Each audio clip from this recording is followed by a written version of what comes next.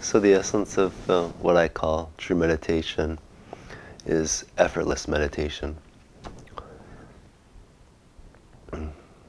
Another way of putting it is resting as awareness. Another way of putting it, be the space, be being. Another way of putting it is rest as the deep sleep state while you're in the waking state.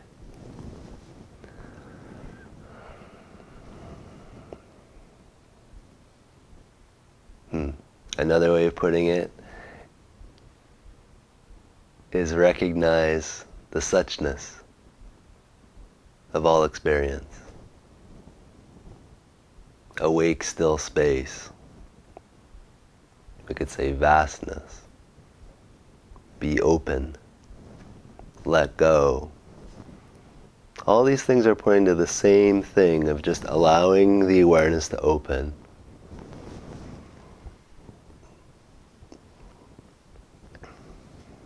Which again is a very different movement than focusing the mind or focusing awareness. It's relaxing back.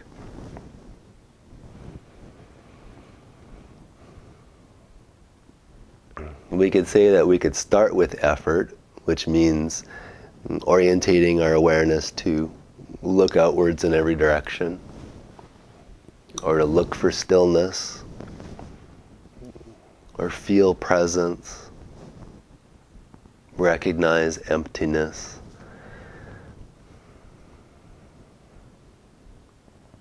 And then when we do, just abide as that, let go.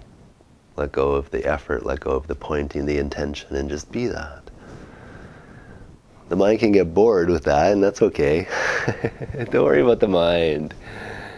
It's about finding the space between the mind, and it doesn't necessarily mean that the mind has to stop. It's almost, you're getting a direct experience of what quantum physics is finding, that matter is actually 99.9% space. It's the same thing. There's that much emptiness here right now. We're just so used to focusing on form. One of the ways that I like it's described in Zen, they describe the realization as emptiness as form, which is formless consciousness, awareness, pure nothingness. Emptiness is form is emptiness. They're the same. And it's said in a way that emptiness is thinned out form, and form is condensed emptiness. One substance, one being, one suchness. All these words are pointing to the exact same thing. We just need to find that in the experience. And we don't find it through effort. I remember back in the day when I was meditating, mantra meditating, and I was focusing on the third eye, and I was repeating the mantra, focus, focus, focus. And I was trying my best to be a good meditator, and I kept finding myself falling into this spaciousness, partly because it just, the strain of it was too much. It was uncomfortable. There was too much energy happening, there was too much thought happening, and it just felt like too much work. Even though no one had told me to just relax into that, I was doing it spontaneously. There, of course, is traditions that tell you to do that. And of course, the direct path, the direct pointing is, whether they're saying that as a practice or not, that's what the pointing is. Just go to the goal now. Don't wait. No time. Now. There it is.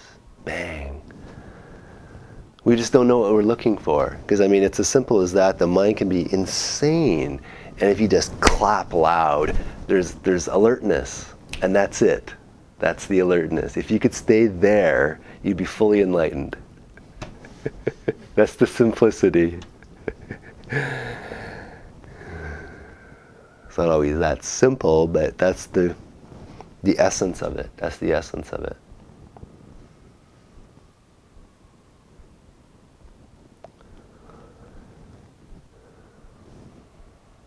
And so everything, self-inquiry, asking the question, who am I? Unfixating ourselves from a thought, asking ourselves a question like, is it true? These are all means to find that no state of pure attention, pure alertness. What is that?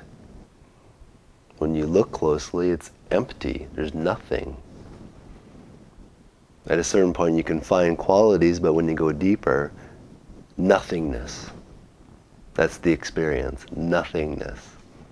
What is that? What is nothingness? If you're approaching it from mind, the mind will be completely confused. But if you go to your experience, nothingness, oh, okay. So these little pointers like stillness, awakeness, emptiness, presence, alertness. Oh, it's about getting a feel for it, getting a sense for it. It's not about understanding. Understanding's for the mind. Meditation's for the mind. But our being,